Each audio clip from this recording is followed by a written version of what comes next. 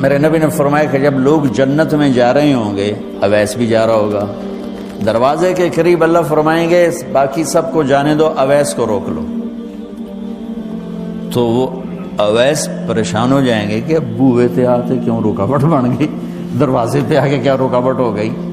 تو وہ کہیں گے یا اللہ آپ نے مجھے کیوں روکا ہے؟ تو اللہ تعالیٰ فرمائیں گے پیچھے دیکھو۔ پیچھے دیکھیں گے تو جہنم کے لوگ کھڑے ہوں گے، مجرم۔ کہیں گے اویس تو نے مجھے خوش کیا ماں کی خدمت کر۔ کیا کہا؟ ماں کی خدمت کر کے۔ جو بیچاری مائیں ذلیل ہو رہی ہیں، یہاں زیادہ ہوتی ہیں، پاکستان میں کم ہوتی، پر ہوتی وہاں بھی ہیں۔ اسی سفر میں کتنی ماؤں کے اتنے پرچے آئے کہ میرا بیٹا شراب پیتا اور پھر مجھے گالیاں نکالتا۔ بھر گئے میری جیبیں پرچوں سے، کیونکہ مستورات بھی بیان میں آتی تھی، تو ہر بیان میں کوئی نہ کوئی پرچہ آیا کہ میرا بچہ مجھے گالیاں نکالتا ہے، شراب پیتا ہے، زنا کرتا ہے، پھر مجھے گالیاں نکالتا ہے۔ تو یہاں زیادہ ذلیل ہیں، ہمارے ہاں بھی کوئی کم ذلیل نہیں ہے۔ کوئی قسمت والی ماں ہے جس کو فرما بردار اولاد ملتی ہے، تو اللہ فرمائیں گے اویس تو نے مجھے بہت خوش کیا ماں کی خدمت۔ دیکھیے جہنم کے لوگ کھڑے ہیں تو انگلی کا اشارہ کرتا جا، اللہ جدھر جدھر تیری انگلی کا اشارہ ہوگا ادھر ادھر لوگوں کو جہنم سے نکال کے جنت میں ڈال دوں۔ آج میں تیری طفیل لاکھوں آدمیوں کو جنت میں پہنچاؤں گا۔ عدد ربیہ و مدر، لاکھوں کا لفظ نہیں آتا، ربیہ و مدر عرب کے دو قبیلے اپنی تعداد میں سب سے زیادہ تھے۔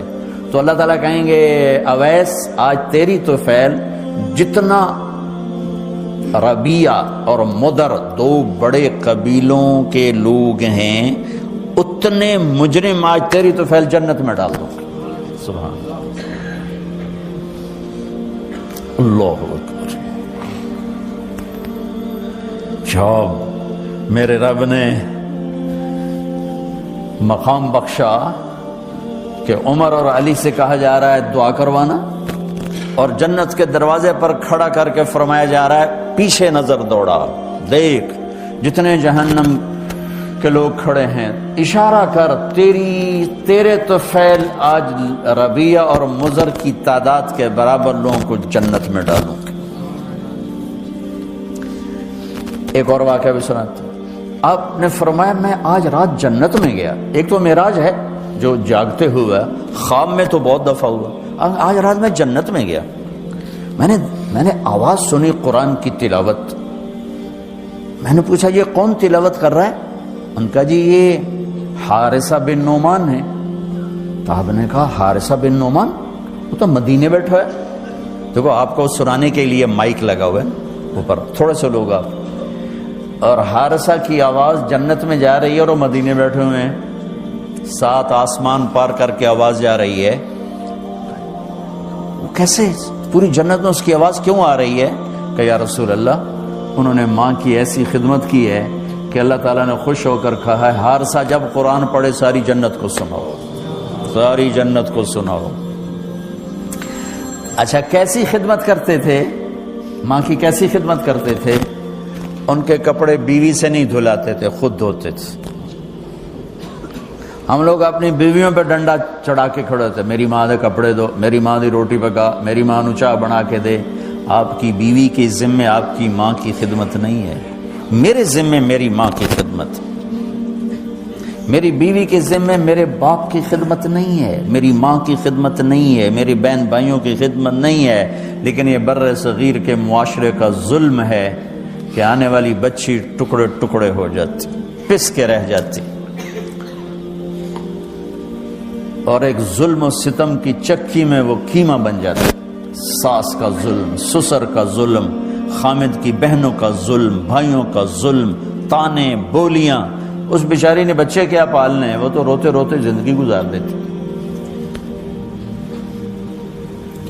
میرے ذمہ ہے ماں کی خدمت، میری بیوی کے ذمہ نہیں ہے۔ پوچھو مفتیوں سے ماں کے لیے کیا کرتے تھے؟ سالن خود بناتے تھے، آٹا گوندتے تھے، روٹی پکاتے تھے، پھر تھالی میں پلیٹ میں رکھ کر ماں کو سامنے بٹھا کر خود کھلاتے تھے، کھلاتے بھی خود، اور ماں کو تیل لگاتے، کنگھی کرتے، جوئیں نکالتے۔ اور کبھی اماں کوئی کام کہہ دیتی اور سمجھ میں نہیں آیا تو یہ نہیں کہتے تھے ماں جی کیا جے، اپنی بیوی کو باہر بلا کر کہتے ماں جی نے کیا کہا ہے مجھے سمجھ میں نہیں آیا۔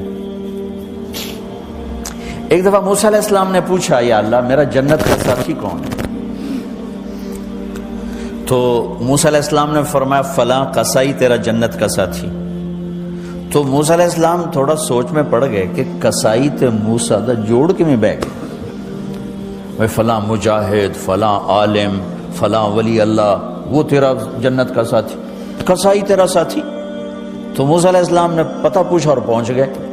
تو وہ گوشت کی دکانوں میں ایک دکان اس کے بھی تھے، میں بٹھا چوکڑی مار کے تھا اپنا بیچی جاندہ تھے، ٹکی جاندہ ہے۔ کوئی موسیٰ علیہ السلام کو اسپیشل چیز نظر نہیں آئی۔ جب شام کو وہ چلنے لگا، جب وہ اس کا گوشت ختم ہو گیا تو اس نے ایک ٹوٹا تھیلے میں ڈالا اور چل پڑا، موسیٰ علیہ السلام بھی ساتھ چل پڑے۔ وہ گھر پہنچا تو موسیٰ علیہ السلام نے کہا میں آ جاؤں؟ کہا جی آ جاؤ۔ اس نے وہاں جا کے کیا کیا، بوٹیاں بنا کے ہانڈی چڑھا دی، پھر آٹا نکال کے گوندھا، اس کو نرم ہونے رکھ دیا، سالن تیار کیا، پھر روٹی تیار کی، ٹرے میں رکھا۔ ایک عورت اس طرح پڑی تھی، اس کو جا کے ہلایا، ماں جی، آنکھ کھولی، ایک ہاتھ سے اٹھایا، سہارا دیا، دوسرے ہاتھ سے نوالے بنا کے کھلاتا رہا۔ تو اس نے یوں سر ہلایا کہ مطلب میری بس۔ تو اس کا منہ صاف کیا اور اس کو سہارا دے کے لٹانے لگا تو کچھ بڑبڑائی۔ موسیٰ علیہ السلام ذرا فاصلے پر تھے، سن نہیں سکے کیا کہا۔ موسیٰ علیہ السلام نے فرمایا میرے بھائی یہ کون ہے؟ کہا جی میری ماں ہے، اور میں جب صبح جاتا ہوں نا کام پر تو اس کے سارے خدمت کر کے روٹی پانی کھلا پلا پھر میں جاتا ہوں، پھر جب شام کو واپس آتا ہوں تو پہلے میں اس کی یہ خدمت کرتا ہوں۔ بیوی سے نہیں کہا، خود کیا۔ ہم اپنی بیویوں کو کتنا ذلیل کرتے ہیں، اور 99% جو ساس ہے وہ نیگیٹو ہے اور ظالم ہے۔ 99% ساس نیگیٹو ہے اور ظالم ہے، اور ہمارے بچوں کو ہوش نہیں کہ میری ماں ہے، میری ماں ہے۔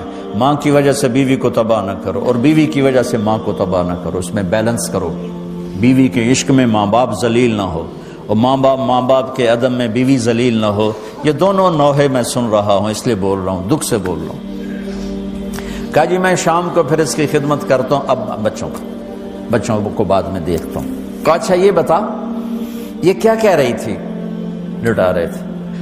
کہنے لگا جی بس ماں جو ہوئی جب بھی خدمت کرتا ہوں تو کہتی اللہ تجھے جنت میں موسیٰ کا ساتھی بنا۔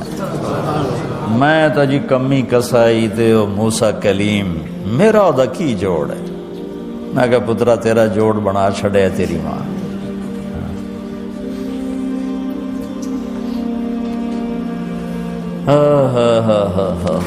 ماں باپ زندہ ہیں دعا لو، فوت ہو گئے ان کی قبروں پہ جایا کرو، وہاں بیٹھ کے قرآن پڑھا کرو۔ جو بچہ پڑھے گا وہ اتنا طاقتور ہو کے ماں باپ کو لگے گا، اگر وہ فوت ہو چکے ہیں۔ زندہ ہیں دعا لو، مر گئے ہیں ان کے لیے ان کی قبر پہ نہیں جا سکتے ہو، یہاں کی زندگی بہت تیز ہے، کبھی تو جایا کرو، کسی ویکنڈ پہ چلے جایا کرو، کسی اتوار پہ چلے جایا کرو، کسی ہفتے کو چلے جایا کرو، مہینے بعد 2 مہینے بعد، سال میں ایک دفعہ سے، کہ یہ ان کا حق ہے، ان کا حق ہے۔ اور ابن القیم رحمۃ اللہ علیہ نے ایک واقعہ لکھا ہے کہ عبداللہ بن مطرف رحمۃ اللہ علیہ نے خواب دیکھا کہ قبریں پھٹیں اور لوگ نکلے اور کوئی چیز ایسے اٹھا رہے ہیں، ایسے اٹھا رہے ہیں، ایسے اٹھا رہے ہیں۔ ایک آدمی نکلا اور جا کر ایک درخت سے ٹیک لگا کے بیٹھ گیا۔ یہ اس کے پاس جا کر کہتے ہیں بھئی آپ کون لوگ ہو؟ وہ کہتے ہیں ہم ایمان والے ہیں۔ کہ یہ کیا ہو رہا ہے؟ کہ جو رشتہ دار ثواب بھیجتے ہیں یہ وہ اکٹھا کر رہے ہیں۔ کہ تم کیوں نہیں اکٹھا کر رہے ہو؟ کہ میرا بیٹا حافظ قرآن ہے، ایک قرآن روزانہ ختم کر کے مجھے بھیج دیتا ہے، تو میں نے پرچون دی لوڑ نہیں رہ جاندی، میرا تھوک دا کام۔ کہ تیرا بیٹا کیا کرتا ہے؟ کہ اس کی مٹھائی کی دکان ہے بازار میں. آنکھ کھل گئی، صبح ہوئی تو پہنچ گئے، بازار کھلا، دیکھا تو ایک نوجوان بیٹھا ہوا اور مٹھائی بیچ رہا اور ہونٹ ہل رہے ہیں. پہلے اس کو چیک کرتے رہے، پھر اس کے پاس آئے، بیٹا تیرا نام کیا ہے؟ وہی نام تھا جو خواب میں سنا. یہ کیا پڑھ رہے ہو؟ کہ جو قرآن پڑھ رہا ہوں. کتنا پڑھتے ہو؟ 1 ختم روزانہ پڑھتے. کیا کرتے ہو؟ کہ والد کو ایصال ثواب کرتا ہوں. کیا اتنی مشقت کیوں اٹھاتے ہو؟ کہ وہ میرے لیے بہت کچھ چھوڑ گیا، میں چاہتا ہوں میں بھی اس کے لیے کچھ حصہ بنتا رہوں. تو یہ والدین کے حقوق میں سے ہے کہ اگر وہ چلے گئے ہیں ان کے لیے ایصال ثواب کرو.